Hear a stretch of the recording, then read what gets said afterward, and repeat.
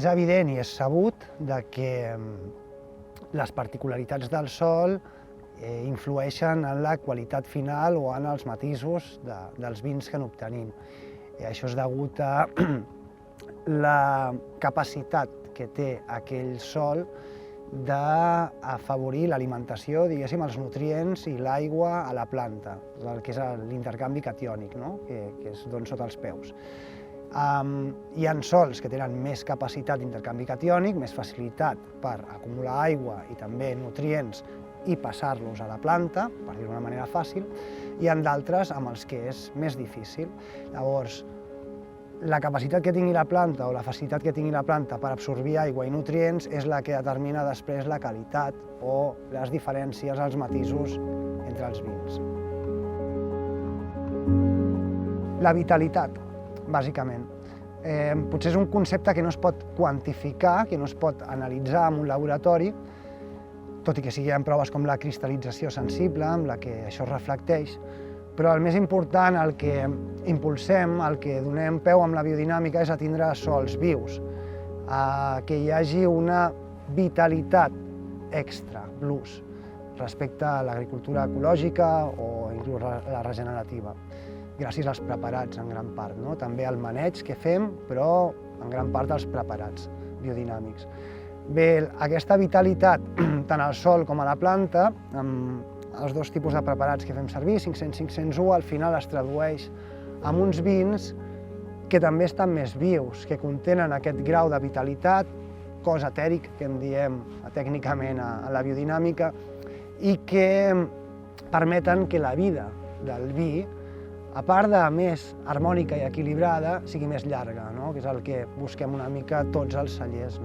Més enllà de tindre una bona acidesa per poder allargar la vida del vi, que el propi vi tingui la seva vitalitat, estigui viu i evolucioni favorablement. En biodinàmica diem sovint que el que li passa a la teva finca és el que et passa a tu, el que et passa a tu és el que passa a la finca. Per tant, d'alguna manera, molt sovint quan tenim problemes d'aquests que arraigats, com si diguéssim, a la nostra finca, a la nostra parcel·la, dels que no ens en sortim, que sempre hi són, siguin més greus o més lleus. En realitat és un avís, ens ho podem prendre com un avís cap a nosaltres mateixos.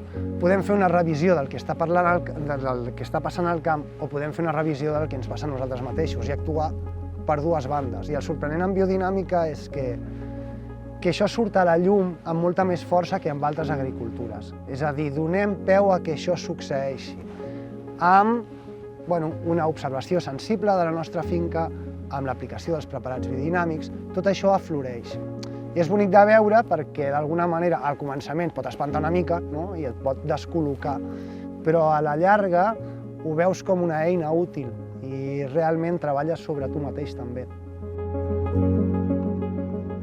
És molt important. De fet, et diria que avui en dia, amb extensions grans, finques una mica més grans, és totalment imprescindible que es treballi la biodinàmica, a nivell biodinàmic, que es treballi en col·lectiu, que es treballi, és a dir, que hi hagi molta gent formada. Jo tinc el gran plaer, el gust i l'honor d'haver pogut formar a més d'un dels viticultors d'Aliances per la Terra. N'estic molt content perquè és gent molt involucrada, gent que s'ho pren molt seriosament, que hi posa el tarannà català, si vols, tècnic, cartesià i això, però que a la vegada s'ha obert, es necessita certa obertura de ment al començament per entendre cabalment la biodinàmica. I crec que reuneixen totes aquestes condicions, ho estan fent molt bé i que a més tenen un potencial i un camí per davant encara per realitzar bestial.